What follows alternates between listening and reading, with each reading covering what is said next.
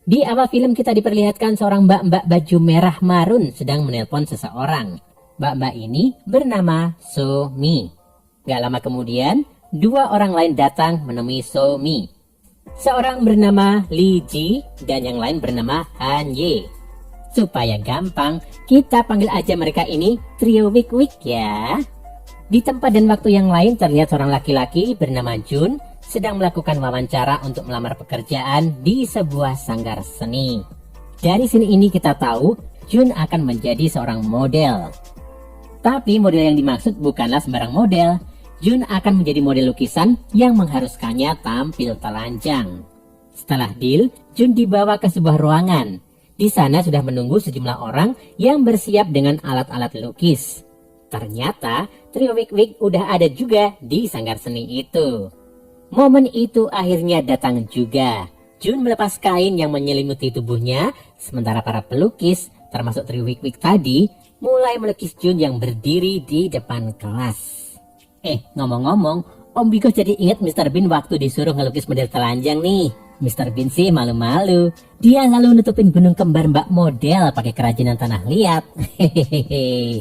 Kasih tahu Om Biko lewat kolom komentar deh. Di sini ada yang pernah nonton scene Mr. Bean yang itu juga nggak? Nah, ketika jam istirahat, trio Wik-Wik ini saling baku cerita. Mereka ngegosip tentang Jun yang mereka anggap boleh juga. Ketika jam melukis dimulai lagi, So-mi alias mbak-mbak baju merah marun mulai beraksi. Dia menggoda Jun dengan ekspresi-ekspresi mengundang. Tapi siapa sangka, Jun dengan kalem malah mengatakan padanya, "Kamu lapar? Makan dulu sana." So-mi malu dan menghentikan aksinya itu. Malam hari trio Wik-Wik nongki-nongki santai di warung. Ketika semua sedang chill dan enjoy, Lee Ji pamit untuk pergi duluan. Ternyata Lee Ji pergi ke sebuah tempat pameran. Di sana dia memandangi sebuah lukisan. Usut punya usut, itu adalah lukisan ibu Lee Ji yang sudah meninggal. Di jalan pulang ia melihat pacarnya yang bernama Kim sedang membawa perempuan lain ke hotel. Lee Ji lalu memutuskan pacarnya lewat telepon. Beda cerita dengan dua orang yang masih ada di warung, So-mi dan Han Ye. Ternyata bertemu dengan dua orang laki-laki yang mengajak mereka untuk berkencan. Tanpa basa-basi, mereka berdua pergi bersama dengan dua laki-laki itu. Han Ye terlihat duduk di kasur bersama salah satu orang laki-laki tadi.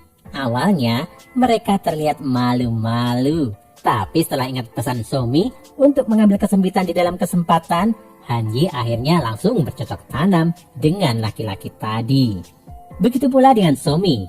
Di hotel yang lain, So-mi terlihat mulai memancing-mancing laki-laki yang berkencan bersamanya untuk menuju kamar mandi. Gak butuh waktu lama, mereka langsung melakukan pergenjotan duniawi. Pada adegan selanjutnya kita melihat Jun sedang bekerja sampingan di sebuah minimarket. Ketika sedang bekerja, ia ditelepon oleh temannya. Jun diajak untuk latihan tinju di gym. Keesokan harinya, ketika Jun dan temannya yang bernama Jin melihat seorang perempuan yang adalah Lee Ji sedang dihajar oleh Kim, mantan pacarnya yang berselingkuh waktu lalu.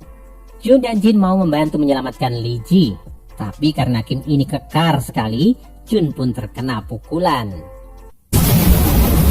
Karena kejadian itu, Jun dan Jin bertemu dengan trio Wik-Wik. Mereka menerima Jun dan Jin sebagai teman dan menawarkan pekerjaan yang lebih layak untuk Jun di sanggar seni mereka. Dengan senang hati, Jun dan Jin menerimanya. Di jalan pulang, Jun melihat Lee Ji berjalan sendirian. Setelah mencoba mengikutinya, Jun menemui Lee Ji sedang ada di tempat pameran. Ternyata Lee Ji kembali berdiri memandangi lukisan ibunya di tempat itu. Esok harinya, Jun dan Jin datang ke sanggar seni dan memulai pekerjaan barunya ditemani oleh trio Wik-Wik. Ketika mereka semua hendak pulang, Lee Ji tiba-tiba berdiri di jalan dan mencegat sebuah mobil. Ternyata itu mobil Kim. Usut punya usut, Kim adalah kolektor lukisan yang memiliki lukisan ibu Lee Ji. Lee Ji meminta lukisan itu kembali, tapi Kim gak mau. Karena itu Lee Ji shock hingga pingsan. Beberapa hari kemudian di sanggar seni, Jin dan Jun mengajak teman mereka bernama Jae. Mereka semua berkenalan dan memulai pertemanan baru. Sepulang bekerja, Jin berduaan bersama Han Ye.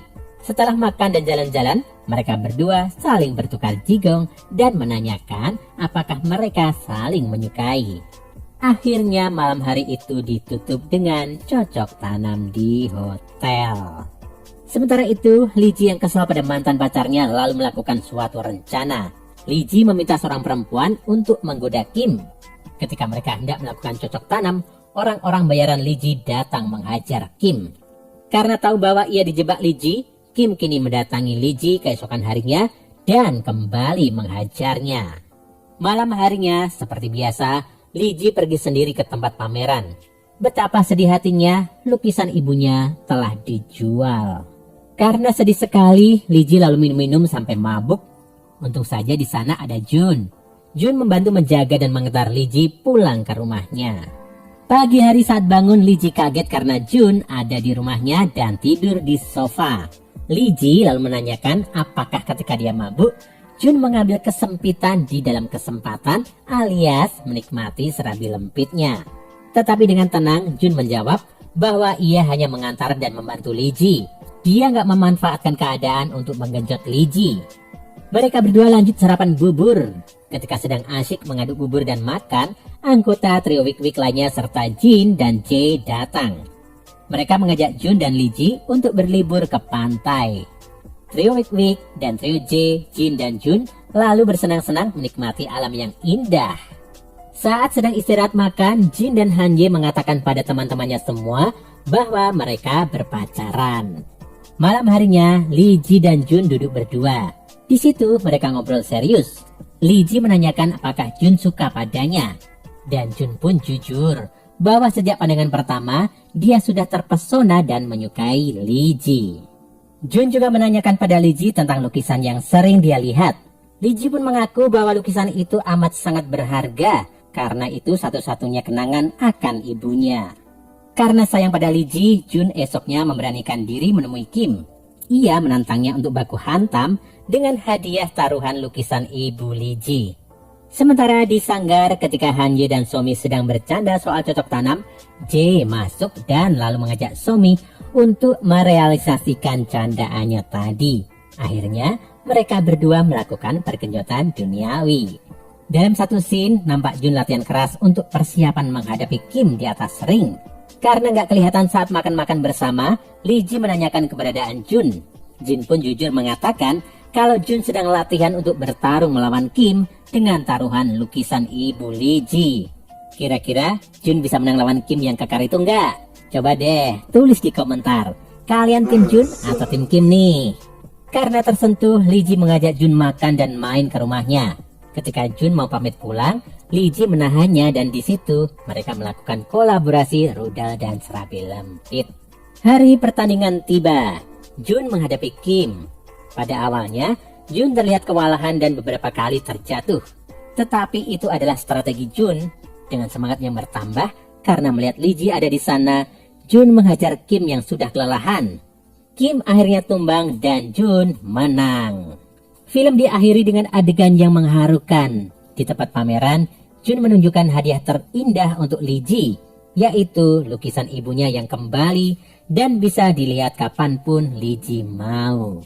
Dan film pun selesai.